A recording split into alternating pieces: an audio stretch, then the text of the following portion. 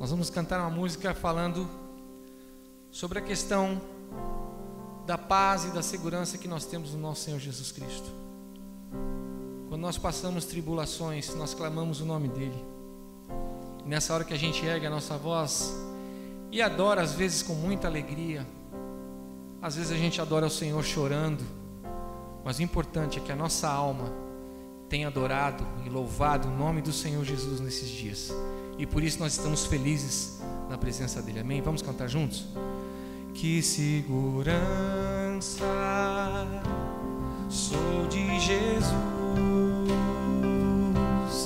eu já desfruto as bênçãos da luz. Sou por Jesus herdeiro de Deus, Ele me leva à glória do céu. Erga sua voz e declare: canta minha alma, canta ao Senhor, rende-lhe sempre ardente louvor. Canta minha alma, canta ao Senhor, rende-lhe sempre ardente louvor. Ao seu amor eu me submeti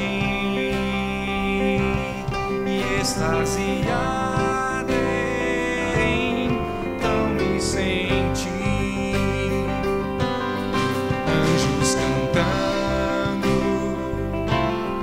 nos altos céus, louvam excelsa graça de Deus. Canta minha alma, canta ao Senhor, rende-lhe sempre ardente louvor.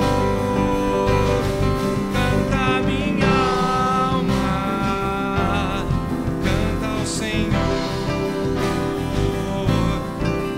rende-lhe sempre ardente louvor. Sempre vivendo em seu grande amor, me regozijo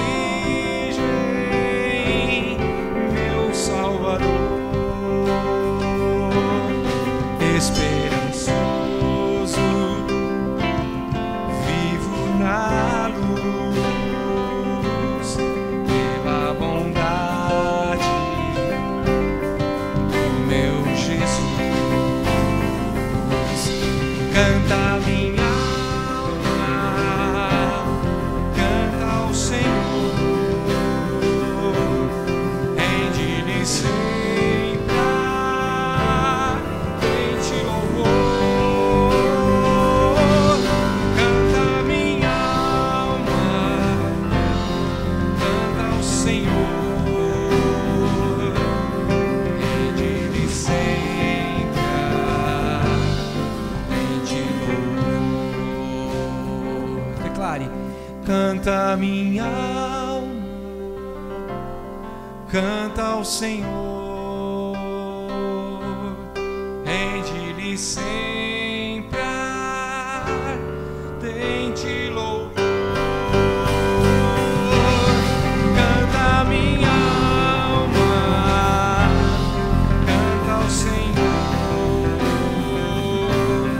rende-lhe sempre ardente louvor.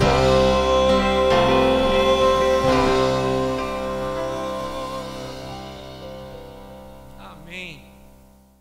Muito bem, agora é hora do momento dos dízimos e das ofertas. Antes de falar qualquer coisa, eu quero lembrá-lo que dizimar e ofertar deve ser feito de coração.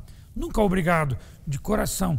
uma demonstração de amor a Deus. Depois, lembrando que também é uma obediência, pois é a palavra de Deus que nos orienta a dizimar e a ofertar. E também é uma forma de investir. Estamos investindo no reino de Deus quando dizimamos e ofertamos.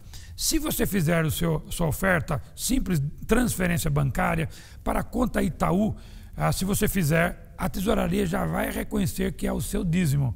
Ou seja, você transfere para a conta da agência 0019, conta 94316. A tesouraria reconhece o dízimo.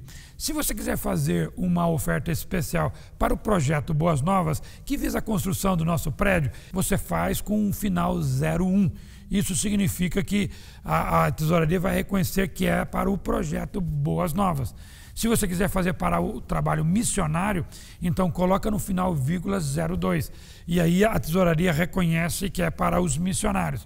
Se você quiser fazer para algum missionário específico ou algum projeto missionário, então faça a sua transferência e nos comunique para que a tesouraria saiba que aquilo é para algum missionário ou algum projeto, inclusive para a ação social. Temos recebido ofertas, tem sido grande bênção, temos abençoado várias pessoas. Se você quiser fazer para abençoar a ação social, de ajudar pessoas, também faça a transferência e nos comunique para que nós possamos avisar a tesouraria que aquela sua oferta é destinada à ação social.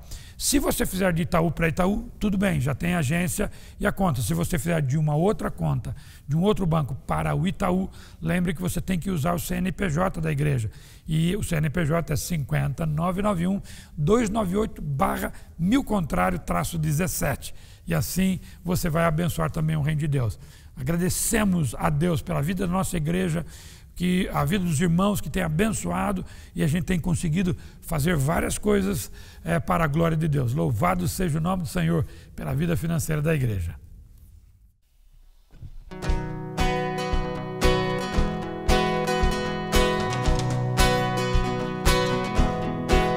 Se passa mais doce, puder desfrutar, se dor a mais forte sofrer,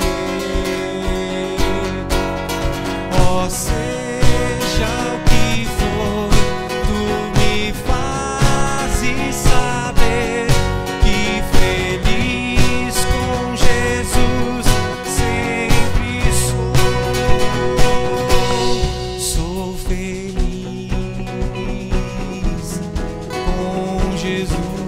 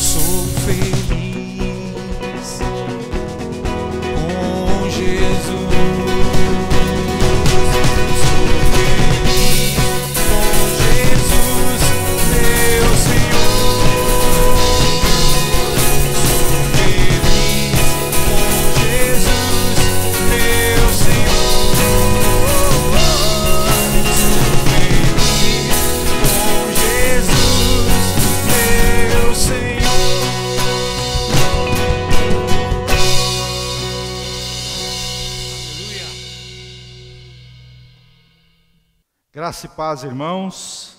Graças a Deus pela oportunidade, por essa noite que nós estamos juntos, mais uma vez, para o tempo em que Deus tem separado para nós, para a palavra de Deus. Eu quero chamar a sua atenção para o nosso texto desse momento. Se você tem a sua Bíblia, Josué, Velho Testamento, capítulo 6, do versículo 1 ao 5, depois nós vamos do versículo 15 até o versículo 23. Ora, Jericó estava rigorosamente fechada por causa dos filhos de Israel. Ninguém saía, nem entrava. Então disse o Senhor a Josué: olha, tenho dado na tua mão a Jericó, ao seu rei e aos seus homens valorosos. Vós, pois, todos os homens de guerra, rodeareis a cidade, cercando-a uma vez. Assim fareis por 6 dias. E 7 sacerdotes levarão 7 buzinas de chifres de carneiros adiante da arca. E no 7º dia rodeareis a cidade 7 vezes. E os sacerdotes tocarão as buzinas. E será que, tocando-se prolongadamente a buzina de carneiro, ouvindo vós o seu zunido, todo o povo gritará com um grande brado, e o muro da cidade cairá abaixo, e o povo subirá por ele, cada um em frente. Vamos para o versículo 15 até o 23, que diz assim: E sucedeu que ao 7º dia, madrugaram ao subir da alva, e da mesma maneira rodearam a cidade 7 vezes. Naquele dia somente rodearam a cidade 7 vezes. E sucedeu que, tocando os sacerdotes pela 7ª vez as buzinas, disse Josué ao povo: gritai, porque o Senhor vos tem dado a cidade. Porém a cidade será anátema, que quer dizer amaldiçoada ao Senhor. E ela e tudo quanto houver nela, somente a prostituta Raabe viverá, ela e todos os que com ela estiverem em casa, porquanto escondeu os mensageiros que enviamos. Tão somente guardai-vos do anátema, para que não toqueis, nem tomeis alguma coisa dele, e assim façais maldito o arraial de Israel, e o perturbeis. Porém toda a prata e o ouro e os vasos de metal e de ferro são consagrados ao Senhor. Irão ao tesouro do Senhor. Gritou, pois, o povo, tocando os sacerdotes as buzinas, e sucedeu que, ouvindo o povo o zunido da buzina, subiu a cidade, cada um em frente de si, e tomaram a cidade. E tudo quanto havia na cidade destruíram totalmente, ao fio da espada, desde o homem até a mulher, desde o menino até o velho, até o boi e gado miúdo e ao jumento. Josué, porém, disse aos 2 homens que tinham espiado a terra: entrai na casa da mulher prostituta e tirai-a de lá com tudo quanto tiver, como lhe tendes jurado. E então entraram os jovens espias, e tiraram a Raabe, e a seu pai, e a sua mãe, e aos seus irmãos, e a tudo quanto tinha. Tiraram também a toda a sua parentela, e os puseram fora do arraial de Israel. Louvado seja Deus por esta palavra. Vamos orar? Pai, no nome de Jesus, nós clamamos agora que o Teu Santo Espírito esteja indo ao encontro de cada coração, usando esta palavra para fortalecer, para revigorar as forças de cada um neste momento. Essa é a nossa oração, em nome de Jesus nós oramos. Amém. Bom, eu sou um pregador à moda antiga, do tipo que ainda lê a Bíblia, porque muitos não estão tendo esse hábito, mas eu gosto de ler a palavra de Deus, e depois a gente conversa sobre o que Deus tem aqui nas Sagradas Escrituras. O nosso tema hoje, nós estamos dando continuidade na nossa série de mensagens sobre os heróis da fé, e o tema é Aprendendo com os Heróis da Fé. Esse texto que nós acabamos de ler, ele fala de guerra, ele fala de combate, ele fala de um conflito entre 2 povos diferentes. Uma cidade que precisava ser tomada por um povo que estava procurando um lugar nesse mundo. Muros que precisavam cair, pessoas que precisavam ser vencidas e superadas. E sabe que vem aí na minha mente, na sua mente, quem sabe perguntas. Por exemplo, o que esse texto tem a ver com a gente aqui hoje? Não estamos em guerra com outros povos. Nós não temos que conquistar uma cidade, nem derrubar muros. Mas olha só, se nós olharmos para o pano de fundo que está por detrás dessa história, é a vitória sobre aquilo que parece impossível. Porque o que Jericó representa para quem está diante desses muros é de uma coisa impossível de ser alcançada. O que Jericó representa é a impossibilidade. Conquistar Jericó é impossível. Seus muros são altos e a cidade está absolutamente fechada, conforme nós lemos bem no início do texto. Olha só, a arqueologia já provou que os muros de Jericó eram tão grandes que havia pessoas que construíram suas casas em cima desses muros. Eram largos. Você pode imaginar um muro da largura da rua que tem na frente na sua casa aí, essa rua aí, um muro dessa largura, alto. Você pode imaginar que fortaleza que era essa? E essa cidade era cercada por esse muro. Porque uma coisa aqui interessante é que naquela época as cidades, elas tinham que se proteger dos seus inimigos. E havia duas formas delas se protegerem dos seus inimigos. Primeiro, tendo um exército superior, ou tendo uma cidade totalmente fortificada, com muros altos, resistentes, que não pudessem ser ultrapassados pelos invasores. Portas muito grossas e fechadas, e lá dentro um esquema de defesa que atingisse quantos estivessem do lado de fora. Então Jericó tinha sobrevivido até essa época com um histórico de uma fortaleza. Ninguém tinha conseguido vencer, nenhum exército tinha conseguido êxito contra esta cidade. Então Jericó tinha sobrevivido até então como uma fortaleza intransponível.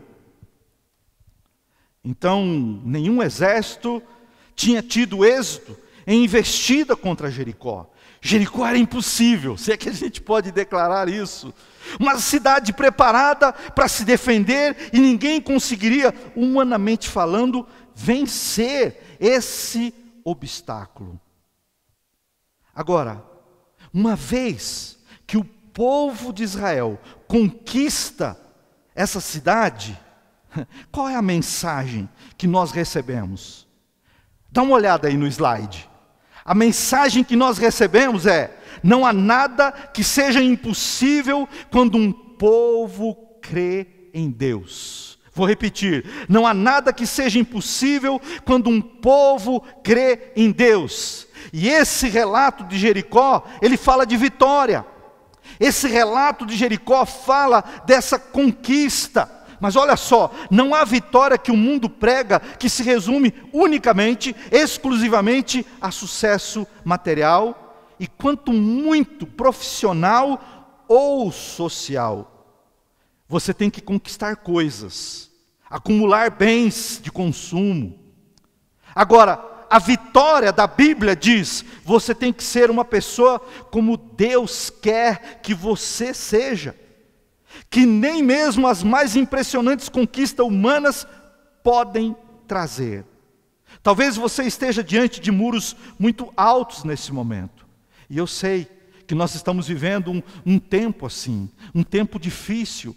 Quem sabe essa pandemia é a Jericó que está diante de nós. Quem sabe a pandemia é essa muralha que está aí diante de nós. Quem sabe os problemas em decorrência dessa pandemia são as muralhas que se colocam diante de nós. Talvez nós estamos diante dessas muralhas. Talvez o seu casamento seja uma espécie de Jericó, fortificada. Faz tempo que você não acessa, que você não entra, que você não supera os obstáculos que foram sendo criados com o tempo. Um filho pode ser uma Jericó para você, porque faz quanto tempo que você não consegue penetrar o coração do seu filho? Faz tempo que você não consegue compartilhar com ele os sonhos, as suas angústias, até mesmo tempo de lazer, o time que você torce, a música que ele gosta de ouvir, que você gosta. Quanto tempo que isso não acontece? Talvez o seu trabalho ou a sua vida financeira seja uma Jericó para você. Talvez você esteja diante de muros altíssimos e você diz: eu não sei mais o que fazer. Olha para mim. Olha para mim, eu quero que você, nesta oportunidade, olha só mais uma palavra para você aí. Está aí na sua tela. O que era impossível se torna possível pela bênção de Deus. O que era impossível se torna possível pela bênção de Deus. E nesse texto aqui eu quero compartilhar com você 3 princípios que nós encontramos aqui, para que nós podemos alcançar a vitória no nome de Jesus. Eu quero compartilhar com você 3 princípios, porque se esse povo aqui teve vitória nessa batalha, esses princípios que estão aí podem nos ajudar a sermos vitoriosos nas nossas batalhas. E a gente pode daí então enfrentar a minha Jericó, a sua Jericó, a nossa Jericó. Qual é a sua Jericó? Quais são as Jericós que se colocam diante de você? Olhar para esses princípios nos ajuda a encarar os desafios, as Jericós que se apresentam no nosso caminhar. E o primeiro princípio que eu quero colocar para você, olha aí na sua tela. O primeiro princípio é esse: precisamos confiar nas promessas de Deus para nós. Confiança. Confiança é uma palavra-chave. O texto começa dizendo o que o Senhor disse para Josué. Qual foi a palavra de Deus para Josué? É uma palavra desafiadora, é uma palavra que faz a gente pensar, porque olha só o que Deus disse a Josué: eu dei a cidade para você. Está lá no versículo 2, a parte A. Eu dei a cidade para você. Aí você fala assim: mas espera aí, a minha Jericó ainda está diante de mim, essa muralha ainda está diante de mim, a cidade ainda está intransponível, a minha situação, ela é uma situação que eu não consigo resolver, a cidade está fortificada. Que negócio é esse que o Senhor me deu? A situação ainda não se resolveu. Eu quero refrescar a sua memória, trazendo para você um texto que está no Novo Testamento, lá em 2 Coríntios, capítulo 5, versículo 7, olha aí na sua tela, quando Paulo, ele diz assim: nós não andamos por vista, nós andamos por fé. E aqui a gente pode fazer um paralelo entre Hebreus 11, que diz assim: a fé é o firme fundamento das coisas que a gente não vê, mas a gente espera. Olha que paralelo, nós não andamos por vista, nós andamos por fé. Que desafio para mim e para você, nos dias em que nós estamos andando neste mundo, em pleno século 21, confiarmos no Senhor. Ainda que ao nosso redor tudo parece negativo, tudo se levanta como uma muralha, como esta que nós acabamos de ver aqui nesse texto. Como que você diz que a cidade é minha? Como que você diz que eu já conquistei?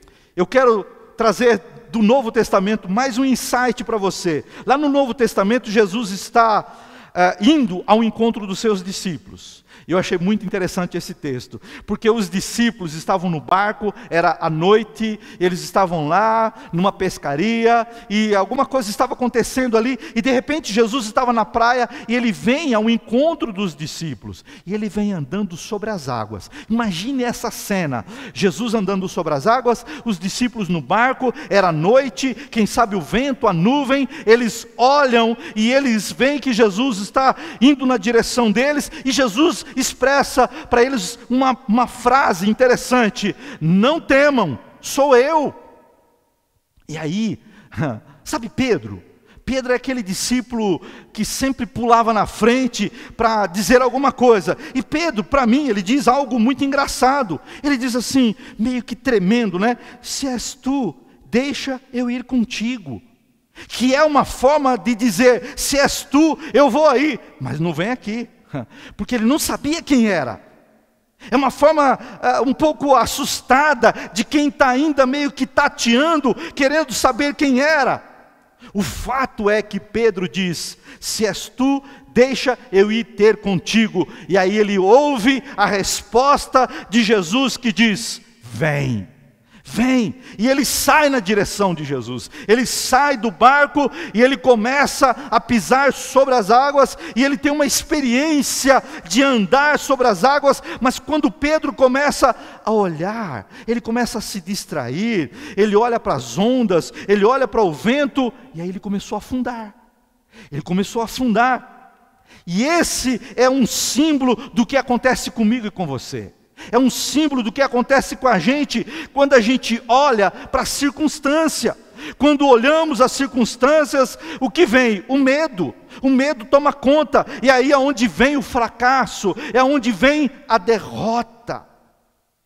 Deixa eu dizer uma coisa para você. Circunstâncias sempre passam. Por isso elas são chamadas de circunstâncias. Porque elas são circunstanciais. Elas passam, elas estão presentes naquele momento e passam. E fica o que a gente é, o que eu sou, o que você é. Circunstâncias passam e fica o homem que nós nos tornamos. Esse homem precisa aprender a confiar. Este homem, eu e você, nós precisamos confiar, nós precisamos crer na promessa de Deus, na palavra de Deus, porque o desespero vem por causa da falta de confiança, por causa da ausência de confiança. Então esse é o primeiro princípio, confiar. E aí nós vamos para o segundo princípio, dá uma olhada aí na sua tela. E o segundo princípio que nós encontramos aqui é esse: precisamos de estratégia para sermos vitoriosos. Eu achei muito interessante este princípio, e é a maneira como Deus manda esse povo conquistar essa cidade. É muito louco. O jeito que Deus manda eles entrar naquela cidade é algo que eu nunca vi, você nunca viu, você nunca vai encontrar, mas é Deus. É um princípio, é uma estratégia. Rodear a cidade 6 dias, ao redor dos muros da cidade. E no 7º dia, dar 7 voltas, e na última, ver gritar, e aquele povo tocar a trombeta, no som bem contínuo, e os muros vão cair. O que você pensa disso? Eu fico pensando se eu ia acreditar numa estratégia dessa. Mas quando nós olhamos para a palavra de Deus, eu vou de novo trazer mais um insight aqui para você do Antigo Testamento. Naamã, ele era um chefe de exército da Síria. Ele trouxe escravos de Israel para a Síria. E no meio desse grupo veio uma menina. Essa menina foi trabalhar na casa dele. Naamã era leproso. Naamã sofria com aquela lepra. Ele era um grande general dentro lá do exército da Síria. E quando aquela menina viu o sofrimento daquele homem, ela disse: por que você não vai lá junto com o meu povo? lá em Israel, lá tem um profeta Eliseu, ele pode orar por você e você pode ser curado. Quando ele ouviu aquilo, ele falou, sabe de uma coisa, eu vou. E ele pegou, montou uma caravana e foi lá para conversar e falar com o profeta Eliseu. E quando ele se deparou com o profeta Eliseu falou para ele, beleza, vai lá no rio e toma 7 banhos, entra na água e 7 vezes, entra e sai, 7 vezes, a primeira, a segunda, vai 7 vezes.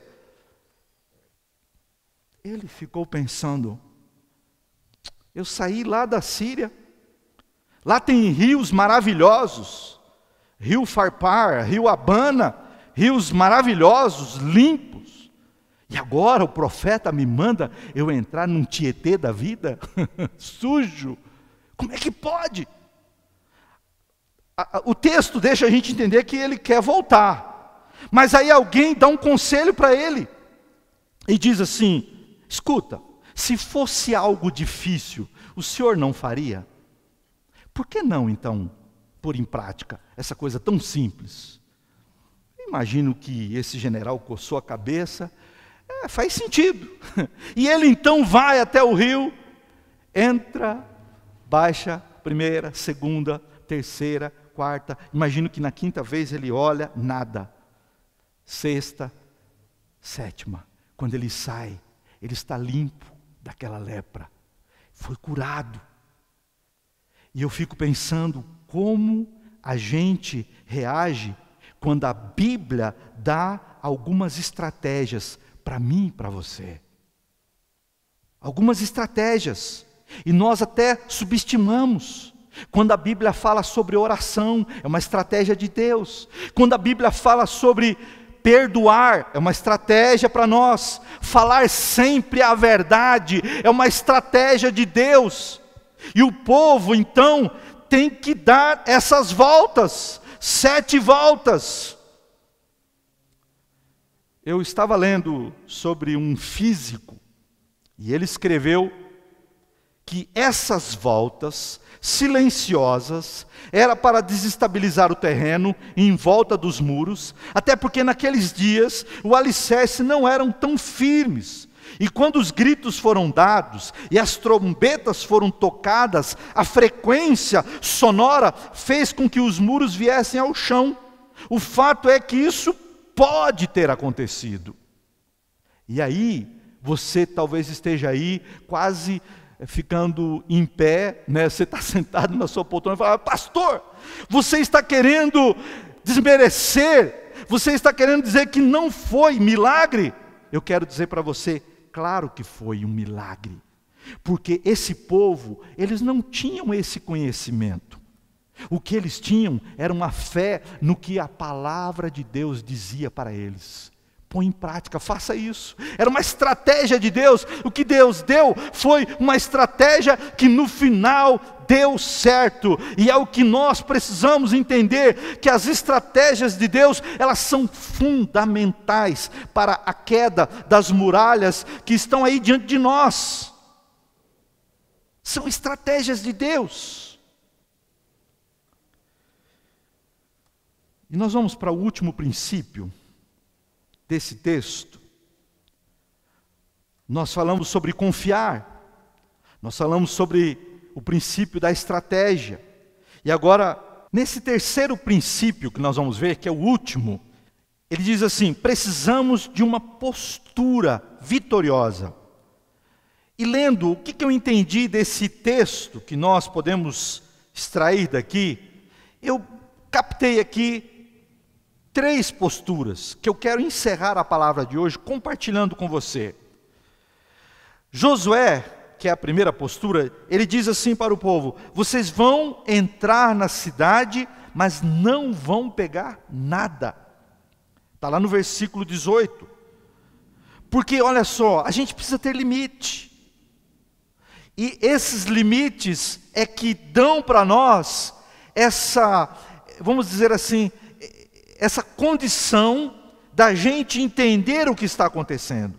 Porque tem gente que não sabe o limite de tirar vantagem.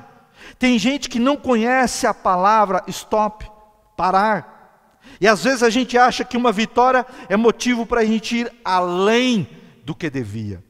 Tem muitos homens na vida que tiveram excelentes vitórias, conquistaram grandes coisas, mas sabe de uma coisa?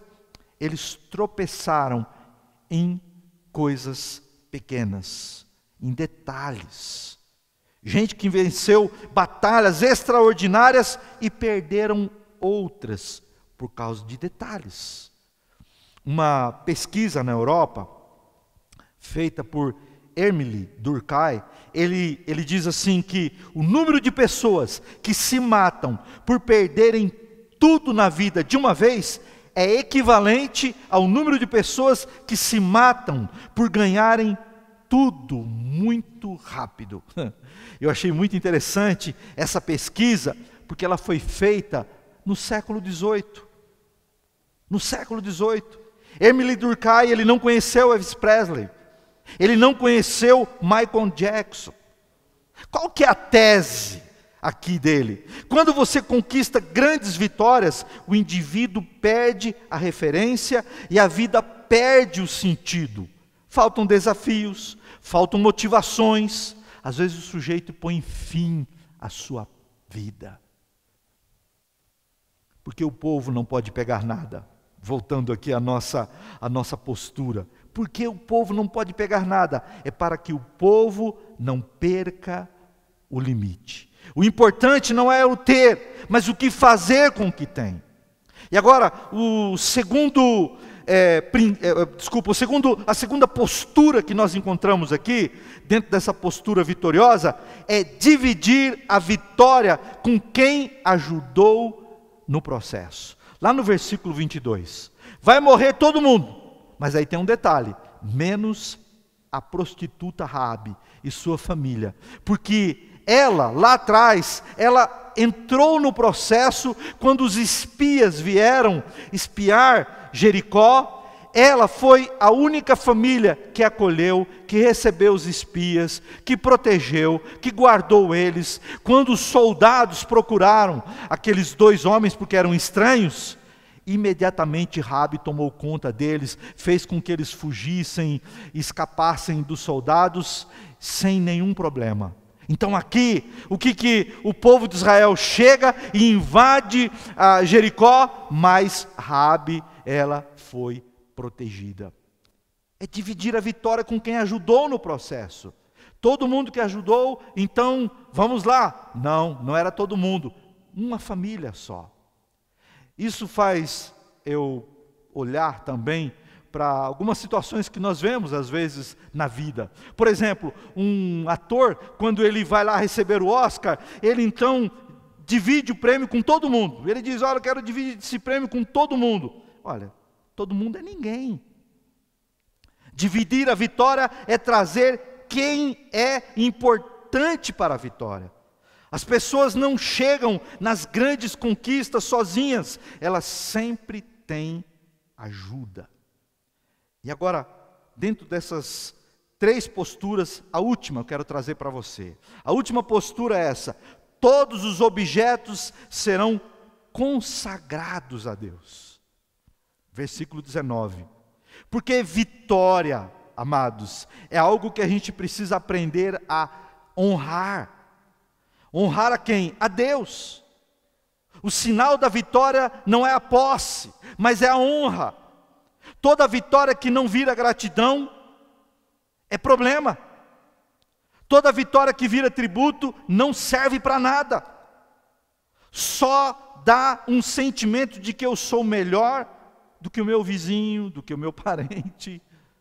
Toda vitória que eu não dobro os meus joelhos e digo, Senhor, obrigado, não é vitória, não é conquista. E eu quero encerrar a palavra nesse momento, deixando com você, primeiramente, os princípios que nós vimos aqui, que nós precisamos confiar. É fundamental nesse momento em que nós estamos atravessando, confiar em Deus. É fundamental nós confiarmos nas promessas de Deus para nós. Esse princípio da estratégia também é importante, Porque Deus, Ele entrega muitas vezes estratégias nas nossas mãos. Nós precisamos ouvir a estratégia de Deus. Para esse momento da pandemia, eu creio que Deus quer dar uma estratégia. Nós precisamos parar e ouvir, entender o que Deus quer falar. Terceiro princípio, postura vitoriosa. E aí tem aqueles, as posturas apresentadas aqui. Vamos pôr em prática isso. Talvez você esteja aí diante de uma Jericó. Essa palavra de hoje é um desafio para você olhar para esse herói que estava juntamente com o povo ali. A vitória veio para aquele povo, juntamente com Josué. Uma vitória que ficou como um marco para aquele povo. E eu creio que nós também, em meio ao momento em que nós estamos atravessando, a igreja pode, eu e você podemos ter grandes conquistas, mesmo em meio a essa Jericó que está aí, a essa pandemia que se levantou, que se ergueu diante de nós. Eu creio que Deus quer dar a vitória, Deus quer abrir portas, mas nós precisamos estar abertos, sensíveis àquilo que Deus quer fazer. Ainda que pareça uma loucura, ainda que pareça ser algo que não é deste mundo, e não é mesmo, porque as coisas de Deus, elas são loucas, elas confundem o homem, e eu creio na ação de Deus. Por isso eu quero desafiar a você,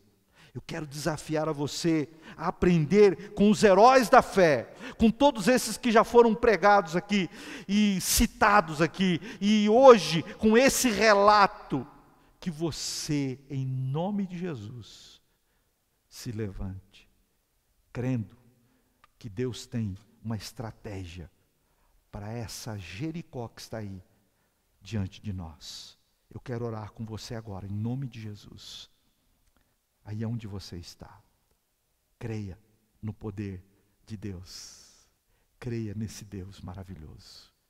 Feche os seus olhos. Pai, no nome de Jesus, nós clamamos a Ti, nós rogamos a Ti, que a bênção do Senhor chegue ao coração de cada um.